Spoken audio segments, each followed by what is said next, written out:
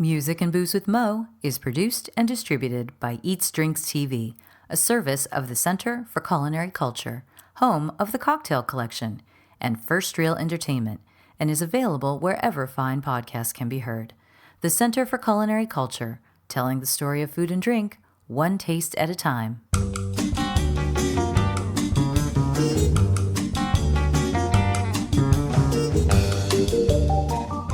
Welcome to Music and Booze with Mo. I'm Mo Herms, and I've worked in the music industry most of my life, so have met some pretty amazing musicians over the years. I also love a good cocktail, and I've encountered some really interesting bartenders as well. It seems that there's a lot of crossover, so when I can, I like to talk to musicians and bartenders about music and booze. Join us at the bar, won't you?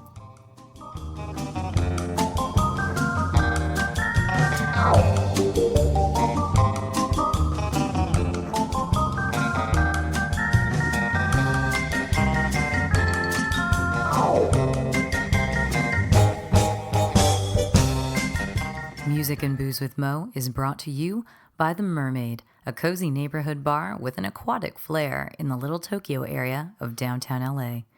Open 7 days a week, featuring tropical cocktails and snacks, The Mermaid also has a daily happy hour from 5 to 8 p.m. Follow The Mermaid on Instagram at The Mermaid LA to hear about upcoming events and check them out at themermaidla.com. Head to 428 East 2nd Street, Los Angeles, for a drink.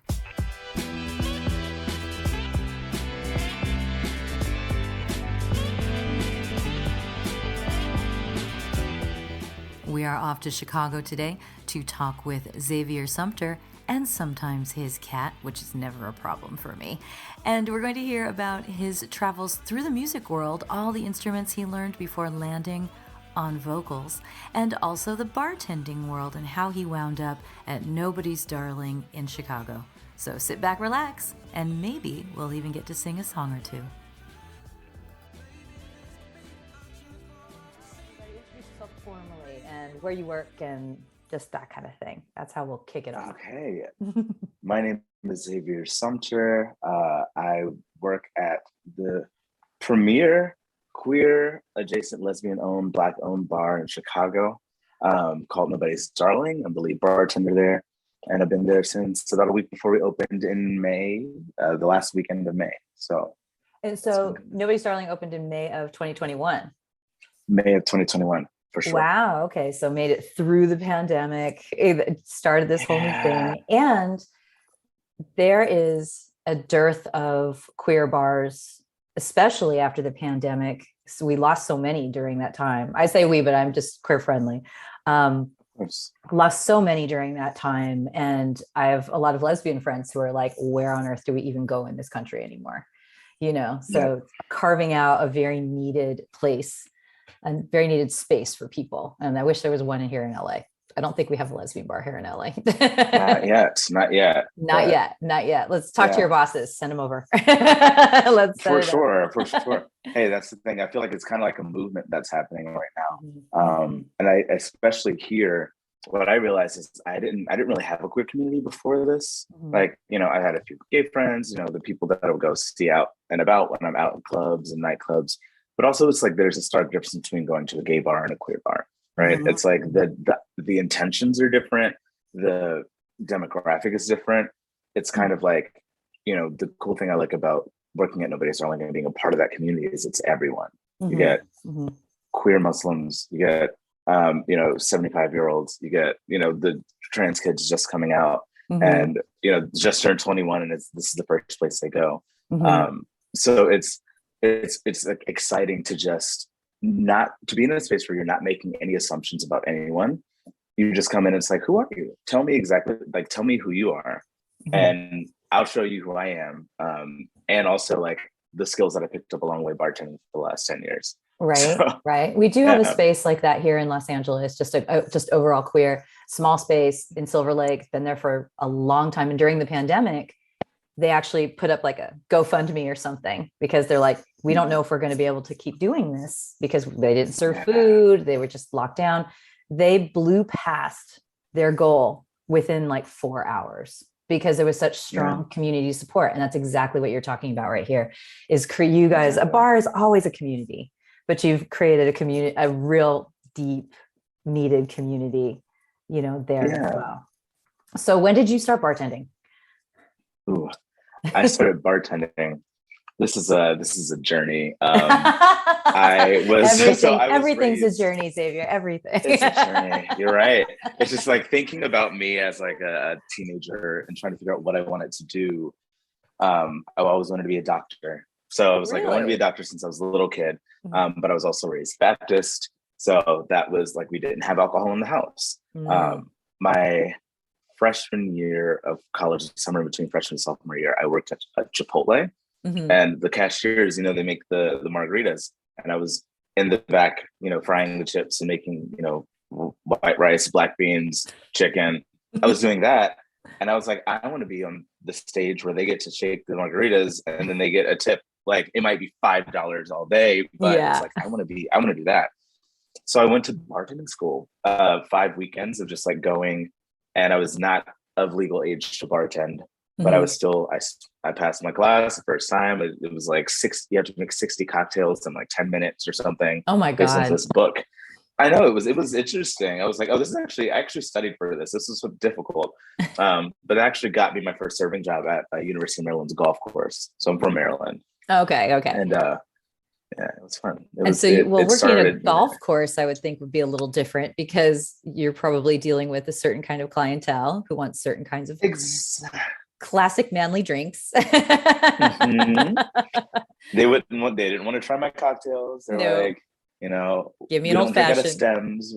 Yes. Yeah. Even then it's like mainly beer and maybe like a bourbon neat or like a scotch neat or scotch and soda. And like one guy would drink this really sweet white wine, but refused to have it in a wine glass. And it was a pint glass full of ice. Like it's like the sweetest white wine ever. I know. God. I'm just like, hey, but like, my favorite thing about that is they would try to out tip each other. And I'm like, I had to kind of earn my way into that space because they told me my first week, they were like, yeah, we don't want to see you back here. And I'm like, well, I have experience and I'm here. So do you want to drink or not? And I feel like I earned the respect through that. And then they realized that I actually am good at my job. So from then on, it was just like, okay, cool. Well, maybe like we can't ogle at them, but we will, I guess, like, you know, pay for my rent. So that was nice. Pretty much. I guess that, you know, gets you used to a completely different kind of clientele than you were getting at Chipotle. And when did you get to start doing your thing cocktail wise? So I moved from Maryland to Chicago in 2016. In April 2017. So that was right after Trump was elected. I was in the DC area. I was like, I'm getting out of here. Yes. I was like, I don't really want to be, I could find a bar job here, or I have one friend in Chicago. Let me just go there. And like, you know, we'll live together. I'll figure something out. And 2 weeks before I moved, I applied on a Craigslist and I ended up working like right downtown on the river at the Kitchen Bistro, like right on Clark and the river. So beautiful. Smack dab center downtown. Yeah, it was really it was a great time, but it was always also that experience of having to reprove myself in a new city, bar back, buzzer, serving. Like I had to do all of those things. And at what point I was like doing all four at the same time. And it was such a high turnover. I just ended up bartending and was like, actually, no, you need me for this. I'm not going to do the other things anymore. Like I'm just going to do bartending. And then it worked out. It did work out. It was more of I feel like I landed there. And at the time I really wanted to, I moved to Chicago to try to explore my creativity and my music. Like my songwriter, I'm a singer-songwriter as well. Yeah. We're going to get into that. Okay, let's get into it. We're going to get that. We're going to get into that. Yeah, so I know. So many musicians I know have, you know, they picked up bartending because they wanted to go on tour. They needed to have that time in that space.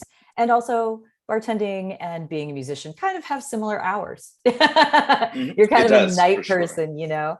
So, so you already knew, well, we'll jump over to the music thing then. When did you're a singer-songwriter. seen you sing and strum on your Instagram, and you have a beautiful voice, really beautiful voice. So when did you first start doing that? When did you first start playing guitar? Or just, were you always singing at home? Ooh, yeah. My mom is a classically trained soprano. Wow. And yeah, so as a kid, I was not a good singer at all. It was kind of, I think I've heard of Natasha Bedingfield in an interview years ago say something like, my parents would literally tell me to stop because I was just screaming around the house. And that was me. So I was like, there's hope for me. There is hope for me. But that must be a little bit tough. If your mom was classically trained, she's got a completely different ear, and someone just needed to kind of mold your vocal cords, I would guess, into shape. And she also tried to give me lessons, and I was like, no, I'm gonna do it myself. Like, then can you do it when I'm not here, please? Like, if you're not gonna take any suggestions. So I started singing in secret for like 3 years. I like singing in secret. And one day she came home early from work and heard me singing in the bathroom, because I would literally like come and go to the bathroom, like close the door and like turn on the fan, and I'm just like singing. Just so, you know, I did that for years. And then my mom came home one day and like knocked on the door. I was like, oh no. And she opened it and she was like, that actually didn't sound bad at all. I was like, oh, I'm on my way. Okay. And I got to college and I was in an all-male singing group. So that kind of helped develop my voice. I was with some like amazing singers that are still some of my best friends. And it was always that, you know, I would write a song in my free time. I was also teaching like songwriting workshops. So I would like write a song and then be like, oh, I know someone who can sing this better than me. So then it would kind of like, I wasn't really confident in my voice. And I was like, I need to get out of here. Let's move to Chicago. Let's like kind of start from scratch and not have anyone to compete with. Let's just like be in my own vibe.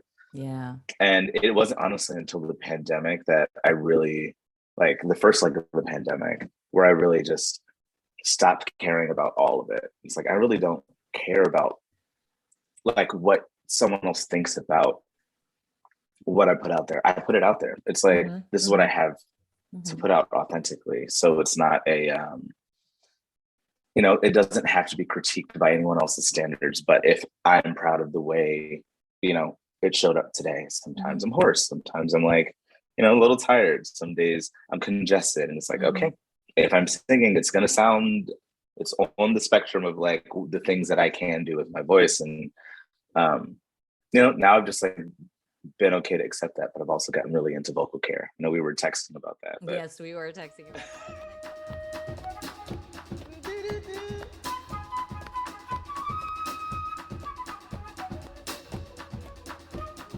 All right. Sheila Moon, she drink coffee, she drink tea, and then go home. Sheila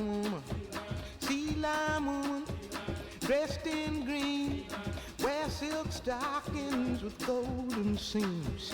Sheila Moon, dressed in red, make a man lose his head. I feel like that's right on. And with like my whole creative journey, that's where I got to. Because before it was like, oh, I hear that person doing that run, I'm going to try to do that run. Or like, I see this person and I love their music so much that I just want to try to sing like them. And then when I took a step back and it was like, actually, just rest for a bit. I actually took 4 months off of singing or playing instrumentation at the very beginning of the pandemic, because I was like, felt like I was hitting a wall. I didn't have a job. I wasn't getting unemployment. I was just like living with my ex in this, you know, I was in this like apartment. And I was like, wait, let me just take a step back and commit to not being anything and see what comes up. And I learned how to sew. I started drawing. I started making like portraits. It was this weird, it's like, okay, how am I surprising myself? Like I'm surprising myself for the first time in my life. And then it was, you know, a few months after that, I picked up the guitar and started singing. I was like, wait, I'm a lot better at guitar than I thought I was. I'm a lot better at singing than I thought I was. And there's this like ease and relaxation that comes with like not caring what sound comes out and being like, oh, actually, I am okay with the product, whatever it is, and being surprised, like, actually, there's some improvement that happened in that 4 months of rest that I didn't really consider as an option. So since then, it's like, it's kind of led me to Nobody's Darling. Like all of this work that I did creatively kind of allowed me to enter that space fully self-actualized in a, it's like, oh, I know what angle I'm coming from. I'm a creative. I can give you cocktails. I can design your menu. I can, I can figure out art events and those sort of things. I can help build this community in a creative way. But what I can't really do is like, I can do inventory, but like, it's like, to me, I really can't. It's the necessary evil part, right? You're like, let's just get this out of the way. So yeah. And that's something that's really hard to learn, is to learn how you can contribute with the gifts that you have.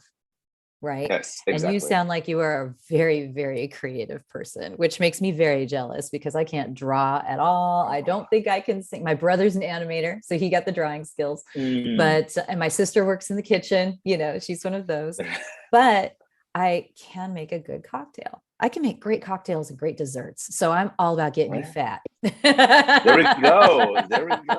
And which having is a comfort, good time. right? And having a good time. Happy and smiling. Right. And I think that's really important. But however, I just was fortunate enough to save money so that I could invest in a bar. So I'm a partner in a bar. My partners made me bartend once. And I was like, and fortunately, there was a playoff game going on. So everyone in LA was at the Dodger game and not where I was, except for really close friends. And I was so grateful because I'm like, I'm going to be slow. Don't bother me. Yeah. Because I get performance anxiety. But for you, making the cocktails, everything. So, you're a creative person. And you said early on when you were at Chipotle, you're like, I kind of wanted to be on stage a little bit. So you like this performance. You like I do. And how has that worked into your cocktail world, your bartending gigs? It's taken me a while to really accept that I like attention, because I feel like it's not seen as a positive thing, right? Yeah. And I'm also like, I say I'm a 50-50. People say they're like introvert, ambivert. Like I'm like very 50-50. I need my time to completely alone. And I also need time where I'm around a bunch of people and I can hold court, and it's fun, right? It's fun. So being at Nobody's Darling, it's like, that's what I love. I got to the point where it's like, okay, I've been doing this long enough. I'm comfortable. I know how heavy all the bottles are. I can I don't do crazy flair, but I toss them up and, shake with two and stir and shake. And I'm like holding a conversation, and then I'm closing someone out and everyone's like, wow, like you're doing all these things. It's like that. I feel like that's how my brain works. It's like, if I'm doing 20 things, I'm fine. If you give me one thing to do, I'm like, yeah. Like I will twiddle my thumbs and then be like, oh, I was supposed to do that. Right. But when it comes to cocktails, I think also it's the same reading of like reading what people like. It's like, I don't like to make assumptions in this space, but I feel like cocktail culture is very much built around making assumptions, or at least the way that I've learned it. It's like, oh, you should be able to, always start the lady first. And you also, you always ask the lady if she wants a glass with her beer. And at this point, it's like, I just ask everyone, it's like, do you want a glass of your beer? And, your reaction is your reaction, but it's, it is what it is. But when it comes to creating cocktails, I like to play on classics, obviously, and just also go to my go-tos of flavor combinations. Like I really like spicy and sweet, but I have a palate for everything. I love all of the liquors. That's kind of my problem. Love all the spirits, all the flavor combos. I love bitter. I love sweet. I love bubbly. I like still, give me anything. And I like to just suss it out and create a story from it. Ooh, fun. Have you been able to, I always ask this because it's fun for me personally, but have you been able to create cocktails kind of around songs or artists? Like, did you have like a Prince theme cocktail or something? You know what I mean? Stuff like that. Yeah. So right now I have a big hand in helping develop the cocktails here. And our first menu was more of what the owners really liked. It's like, what are the things that they would drink going off? They made sure that they named it after queer icons or Black icons or femme femme icons. Yeah. So I know we have a Nina Simone Black Manhattan, and a Josephine Baker Manhattan, nice, with spiced chili bitters instead. Oh, really? Nice. Sora. Yeah. So it has a little bit of a kick, but it's not too different from the norm. I would think Josephine Baker needs a little bit of banana in her drink. Honestly, right? Like make it daiquiri. See, I was thinking of like the firecracker vibe. Yeah. It's I'm always going to think of her banana outfit, you know. The banana skirt, the iconic banana skirt. Yep. Exactly. So I started like I have a list of like Black queer icons and cocktails that I might work through within the next few menus. Like I'm not trying to, I don't know if we're at a place yet to release like a full menu of those or like a special menu for Black History Month. Like honestly, we've been very busy since we opened, which is great. That's awesome. It's just a lot of catching up, right? It's a lot of catching up. It's like, okay, we're co-creating the vibe with the community. Yeah. But this week it's busy. Okay, now it's like during the week, it's pretty chill, but people prefer, we get our regulars that come in and like to have those conversations. And then we have our singles mixers that tend to be like really busy for Thursday night or on Saturday and Sundays, it kind of gets a little bit more nightclubby and we have to hold the door sometimes, right? Oh, so wow. It's like, it's craft cocktails, but also volume. Like we do volume in this space. So it's right now it's like trying to find that like healthy middle ground of batching certain things and also and also not having, if 8 people show up as soon as we open and they want 8 different cocktails and I'm the only bartender, it's like, okay, like it's gonna be like 10 minutes. A sec. Right? Yes. But then they're used to coming like 2 hours later when we're all warmed up and it's staggered, and then it's like, oh, I got my drink in 2 minutes, and this time it took 10. But it's just, I think we're just in this space right now managing expectations and trying to get the ball rolling. But this spreadsheet, I have like a Ma Rainey cocktail that I'm working on because I really want to do a Not Your Negroni, like James Baldwin. Nice. Right. Oh, I really want to do that. That's good. I know, right? so it's like, and that's what's fun about like, we can, this space is that it's like, Black and lesbian owned. So we can play in those, in those absolutely, as you spaces should. And allow, and the guests are allowed to, engage with that in a fun way, but also get a little bit of that history and, it's an awareness thing. It's super important too, in your own small way. We're a female-owned and operated bar, and so when we first launched, we were all about we were going to have this shelf that's all like women-owned brands, right? Or maybe the master distiller is female, all that kind of. We're calling it our femme forward, section here, so that we could make drinks. It's Yola Mezcal. Of course, it's easy to play with Appleton because Joyce Spence is a legend and she was the first female master distiller like ever. So we're like, this is easy for us. We do tropical drinks. Bam, Appleton. That's good. But in doing that, we sort of expanded into, minority owned. After a while, we lean on femme, but minority owned, which is why Loft and Bear came to mind, because what we can teach people. And I think that's what you guys are doing too. You teach people in the smallest of ways, but it makes a difference, when you give them that liquor and you say, here's a Black owned company from here, and people go, oh, awesome. Is that different? Yes, it is. It shouldn't be, but it is. So let's work towards making it normal, Exactly. Let's show people. Like someone else may say like, really? I can make gin that easy? I'll do it. Right? That's exactly maybe one day we'll see. Who knows? Gin has been my favorite to play with lately. I was gonna say, you said that you like all the spirits, all the everything, but once you started kind of branching out and getting more like experience outside of the Chipotle margarita world, do you remember was gin one that you were like, there's so much here to learn about? What was a spirit that really tackled you? Gin for sure. Gin mainly because it has such a it has a bad rep, and I know a lot of people that'll come and it's like, oh, can we make this cocktail but without the gin and substitute vodka? And I'm like, but the cocktail works because of the specific gin that is in that cocktail. So how about we try it first? And if you really don't like it, I'll make you something completely different. But like I'm with the bar backs that we have right now, none of them came from the service industry. And it was kind of like, that was one of those challenges. It's like, okay, we're busy, we need hands. And then, it's like, here are 3 barbacks. And I'm like, but they don't know anything yet. They don't know anything. Okay, cool. We're going to do it. But also it's like great to have like that blank canvas. And it's like, hey, let's just start it. It doesn't have to be fancy, but just taste this. And what do you taste? Tell me a story about this thing. And a lot of times it's like, oh, this one tastes more like a walk through the woods, whereas this one tastes more like, you know, in a like prickly bush. Right? Yeah, totally. Yeah. So with gin, I realize it's like whenever we get a new gin, and it's like normally I take one bar back. Let's try it. Compare it to one that we already know. Let's try this in comparison to Hendrix. Let's try this in comparison to Nolet's, right? And just see what differences there are in there that you taste, because a lot of them are like, oh, gin, not really. But you don't have to love it to create a story about it. And then if you create a story about it, then you end up loving it, right? Yeah. So it ends up, you know, what a good teacher you are. What a good teacher you are, because that's like, I mean, gin frightened me. And at some point I had a friend who was just like, he goes, I said, yeah, gin gives me headaches. He goes, you just haven't had the right gin. And I'm all, well, how many gins are there? And then boom, oh boy, was I schooled. You know, there are so many gins. And I'm like, all right, this is the cucumber gin. This is the orange kind of gin. This is like straight up booze kind of gin. This is the Christmas tree gin. This is, you know, there's so much there.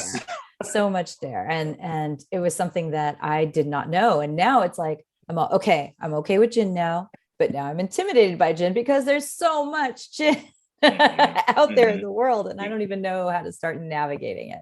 So I like what you're saying is try this, and what does it make you think of? Because that's what I do with other stuff. I'm like, it doesn't have to be a smoky mezcal that tastes like gasoline. You can also have mellow mezcals, you know, all of that. Exactly. So yeah. So let's jump back to the music then. Sorry, I'm all over the place. Thank you. No. I'm not reeling you in. I also am all over the place. So I'm like, we go here, we go here, we go here, we go here, and it's fun. Yes, so much fun. So how many instruments do you play? It's because guitar. I think I've seen you playing guitar. Yes. So you definitely play guitar, baritone uke. I have a tenor uke.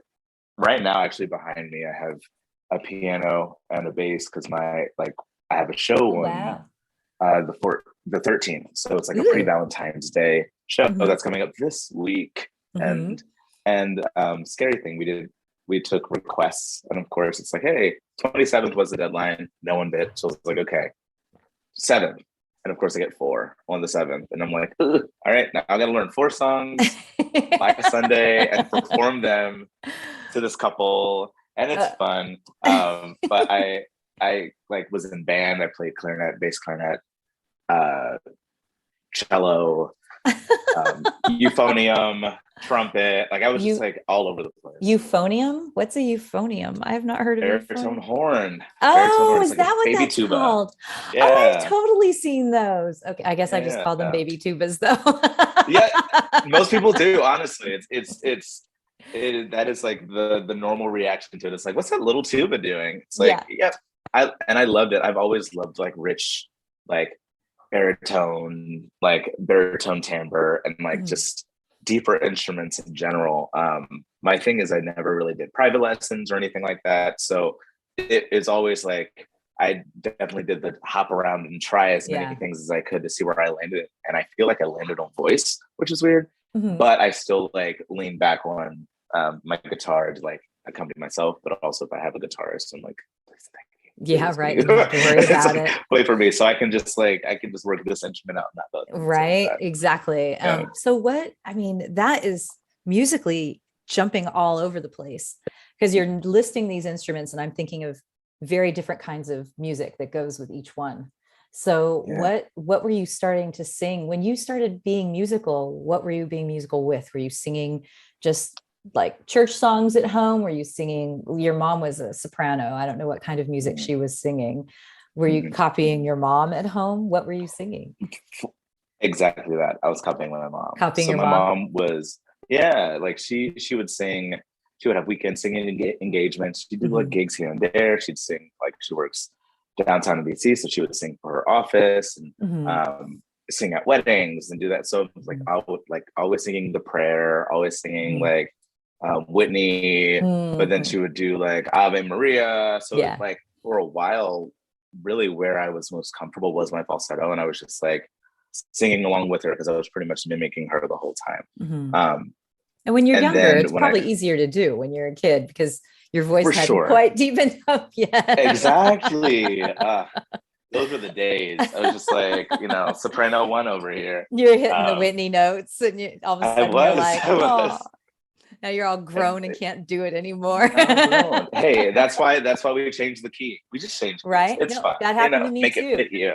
I used to sing in the choir too. My voice was much higher. And then by the time I was like 13, I was already getting this like sexy old lady thing going. And I was just like, I can't hit those notes anymore. And I was so bummed. I thought something was wrong with me. Yeah. Now I'll do the Kathleen Turner thing. Yeah. There you go. Yeah. Crooning, a little it's all crooning. husky. We'll do some Eartha Kitt, right? Yeah. Yes. Iconic. That's another person I'm trying to make a cocktail after. There's the cocktail. Ooh. And that would definitely be a gin drink, I'd say. There is such a lot a girl has gotta cope with. There are times I think I'm busting at the seams. But as long as I have something left to hope with, I'd still have my dreams. If I was a boy, I'd have no wings like girls seem to sprout. Learn things that girls seem to doubt. Spread my activities out. If I was a boy, I'd know what all the shouting's about. It would be a joy just to be a boy. Yes. So what I actually raised with gospel and like just being around those harmonies and understanding like the dynamics within, the church. Outside of that, my mom was always in the Motown and, the big singers like Celine and Barbara and, Whitney and, so then my cousins that are like slightly older than me were listening to like Lauryn Hill and, Blackstreet and Cisco. So and that 90s. So like I started listening, like Usher was the first album that I had, Usher 8701. And I felt like, oh, okay. Like my voice was like just not quite at that level of changing yet, but I started experimenting with like that tone and timbre and trying to understand that. And then I kind of made a pivot. Here's a cat.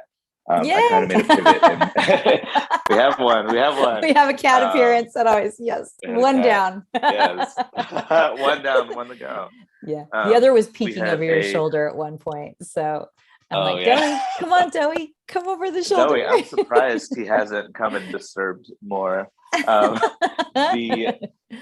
I kind of like took a pivot into rock and more like I was listening to like Slipknot and Avenged Sevenfold and Mudvayne and that's like rock too. yeah, like System of a Down. Like I know the entire catalog. So back to that screaming I was talking about earlier. Yeah, exactly. And then I slowly came back up into songwriter stuff, and now I just like honestly anything that makes me feel a strong emotion I'm into. So it's like it can be any genre really. And I think a lot of my like stylings of singing are more soul based, but I like to take I have more of a folk songwriting structure, and I like to take little elements that I've had around. It's like, oh, my voice can do that. Okay, like let me do it in a way that's like authentic and natural to me. But then it's like, oh, I can kind of do some like yodel. I've been doing a little yodeling lately. That's been fun. So it's been good. Do that with one of your ukuleles. There you go. Yeah. I'm singing Hank Williams Lovesick Blues for the Valentine's Day thing. Aww. And that's always my favorite song to play because I'm just like, it's kind of fun. If you can do that, it's kind of fun to do, It's like you entertain yourself while you're singing. Exactly. For sure. That's amazing.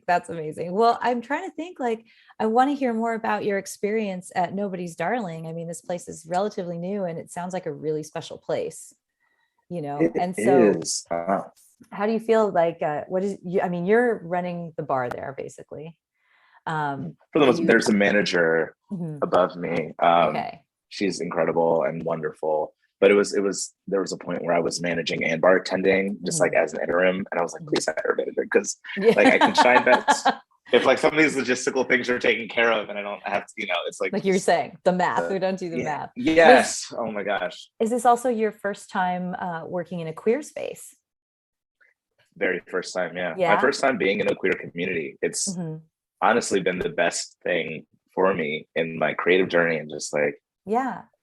There's so many people that come in consistently and say that I don't want to go to bars right now, like, or I don't want to go to bars in general. I know I don't feel comfortable in most bars. And then I come here and this is home. Or like, you know, just the stories that you hear about people just like being such at ease in this space, and also being able to show up in ways that they haven't felt comfortable showing up in any other place. Because there aren't a lot of places, especially for like, you know, femme-centric queer spaces for people to just be, and not really have any expectations when you meet someone, right?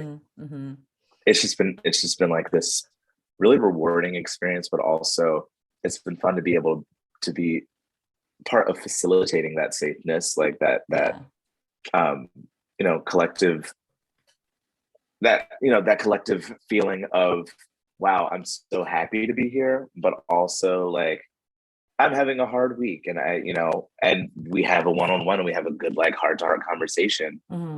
And then like they come in next time, it's like, oh my gosh, I went on a date the other day, that was so great, and I met them here. It's like those are the things that make me light up. I'm just like, I think people are fascinating. Like fascinating. I've always been interested in people, even when I was like in my introvert like kid phase of just like watching and observing every single thing people do.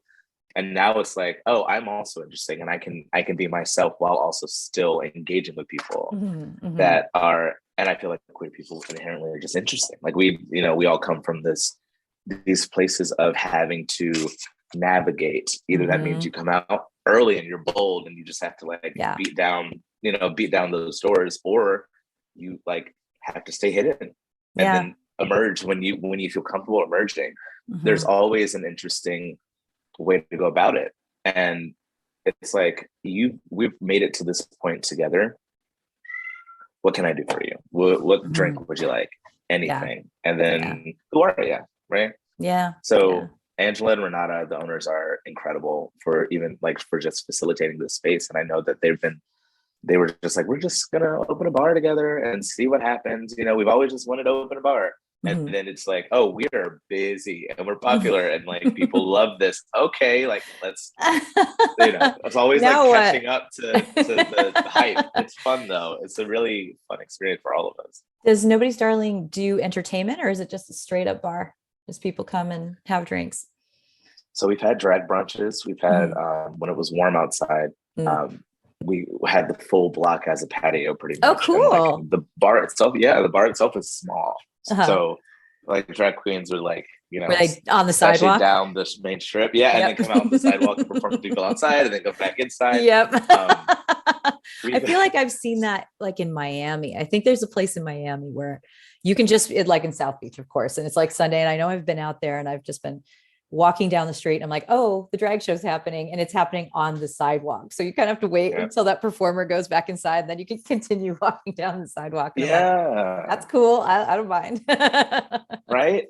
It's like, make the world the stage. The world is the stage, right? Yeah. And especially in the last year, you know, when everyone's kind of been forced to come outside, you know, in order to be safe and to be healthy, everything kind of came outside, and you started seeing really interesting things like this, like you're talking about, you know. Exactly. How fun. And I also think it's like, you know, that it's like we're out kind of performing in our normal lives, and then it's like you get to this space specifically, and it's just like the guards are down, everyone's just in like having a good time. But then we take all of that energy back out into the world to like, you know, continue whatever else we were doing. And I think that's been really special. So there's this, we've been branding the Outcast Showcase. So the bar itself is based on Alice Walker's poem, Be Nobody's Darling, Be an Outcast, right? So Outcast Showcase, then we're like, you know, this is going to be the second one is actually going to be the thing that I'm doing on Sunday. Are you but performing? The first one was, I'm performing. This is the Valentine's thing. The Sweetheart Serenade. Yes. So it's, you know, it's kind of open-ended. It's like any creatives in our community that want to, you know, come in and show something off, whether that's like an art gallery style, you know, event. The first one was a gallery from my coworker, their name is They do create like crazy, amazing woodworking things. And they put up a bunch of their artwork Mhm. and like did like a gallery style event, and then it just stayed up all weekend, and they ended up selling like all their pieces. And That's the goal going amazing. in was if I get one person that's not my friend to buy something, cool. Right. But like all the stuff is gone. And now they're Incredible. actually now working on more, and it's been like a good platform to get their talents out there. So I'm experimenting with the performance style one Mhm. next, but we who knows, we just have so many. It's so kind of open-ended and Mhm. kind of intentionally so That's people can show up. It's fantastic. like, hey, I kind of want to do a spoken word event. It's like, cool, like we'll make an out kind of showcase. We'll figure like, it out. Mhm. Mhm. Exactly. Well, you So- yourself are also creating music. I mean, not just performing this weekend, but I think I had asked you, since I'd seen you performing on your Instagram, like, is there anything out there in the world? Have you released any music out there in the world? And you said you're working on it. So what's the scoop? Yes. Ooh. So this is like very short story before Okay. I answer that question.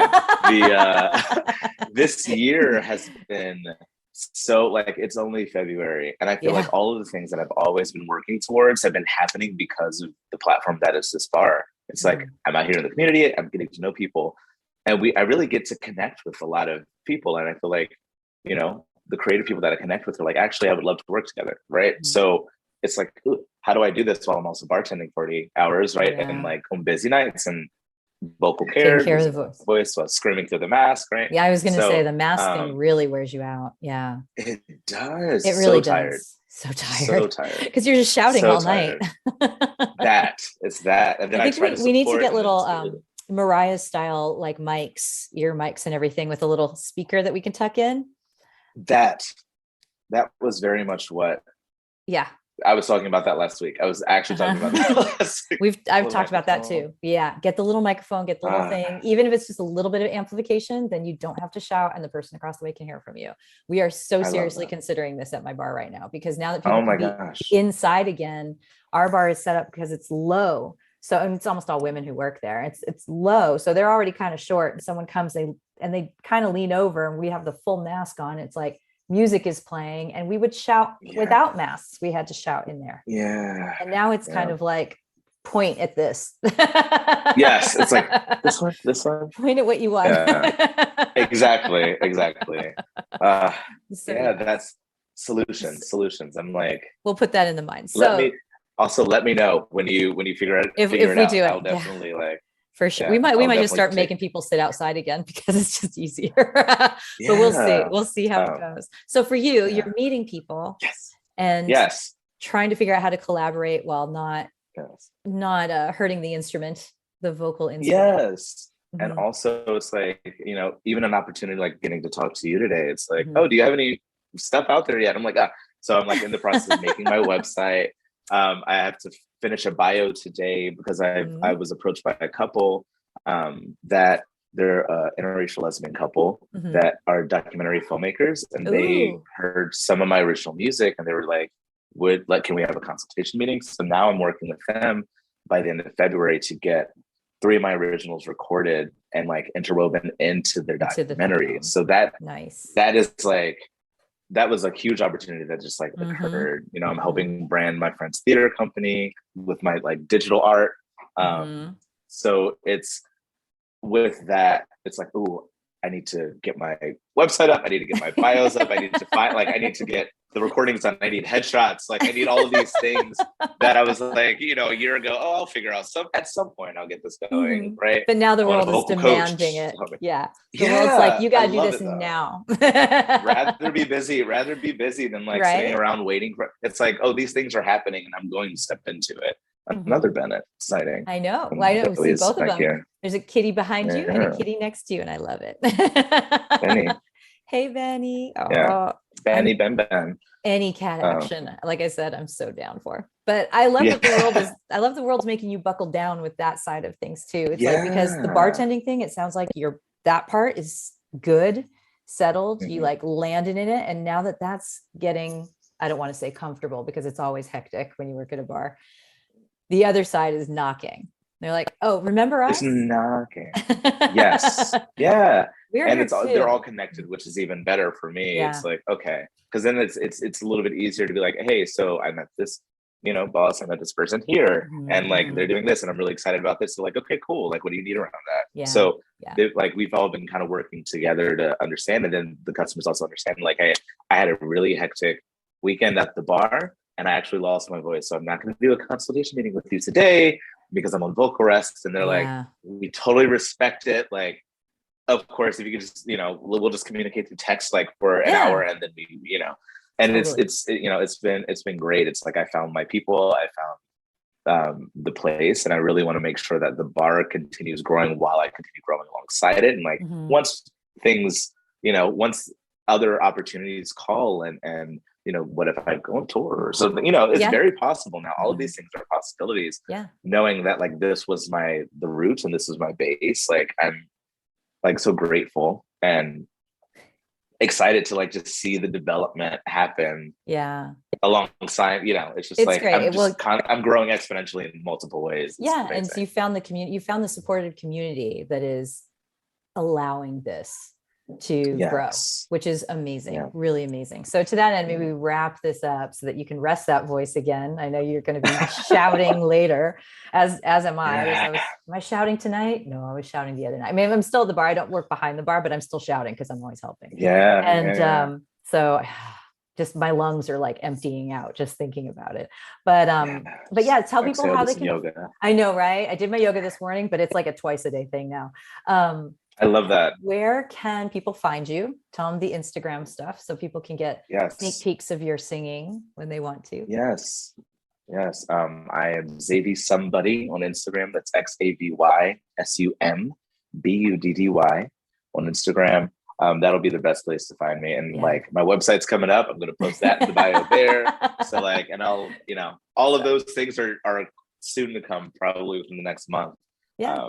And otherwise, if anyone's excited to share more stuff. Absolutely. And if anyone's ever in Chicago, then they should pop by Nobody's Darling. Please do. I will probably be there bartending. So we can have a great conversation, and I'll sing for you there. I always sing behind the bar. That's also my other problem. I will zone out and sing. Let's get the bar to slow down a little bit so we can step out onto the sidewalk and you can take off the mask. And that way you don't have to like emote so hove through the layers. Just stay slightly after last call. Right. As soon as I start breaking down my well, perfect. It's like it like kicks in the muscle memory, and I just start singing whatever's in my like 24-hour radio in my head. And I'm like wiping down the bottles. Totally the best. Forget where I am. Do you remember what the last song was that you were singing behind the bar? Ooh. Or does it just of appear? It's just it's not even part of your brain. It just happens. I think I was doing Fly Me to the Moon. Oh, wow. That was like Fly me to the moon. Let me gaze among the stars. Let me see what spring is like on Jupiter and Mars. In other words, hold my hand. In other words, baby, kiss me. I can already tell you, you will be my husband's favorite podcast I've ever done just for doing that. Oh, yay.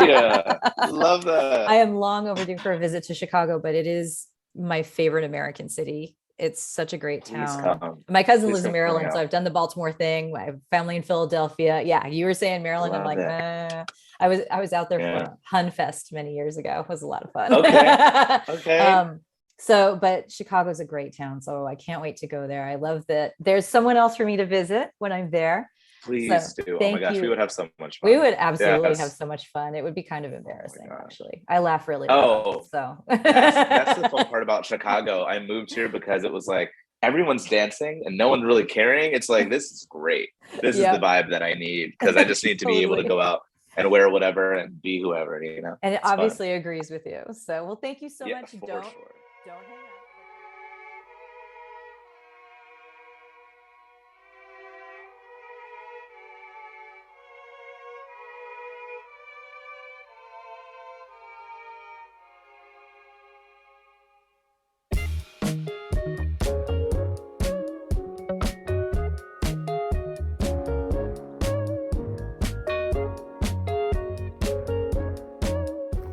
Such a joy to talk to Xavier. And if you want to find him on the Instagram, etc., it's Xavier, Xavy, S-U-M, buddy. Xavier Somebody. And that's kind of across the board, where you can maybe check out some clips of him singing, because he's been posting there and it's quite lovely. And then you'll be in the loop when he does release some music. Also, if you're in Chicago, head up to Nobody's Darling. I can't wait to visit myself. I think it would be a lovely, lovely time, and maybe we'll catch him singing there. Well, I would definitely make him sing behind the bar. And don't forget to check out his Spotify playlist, because it's really cool. The link for that is over on my Facebook page, Mo Herms. Easy to find.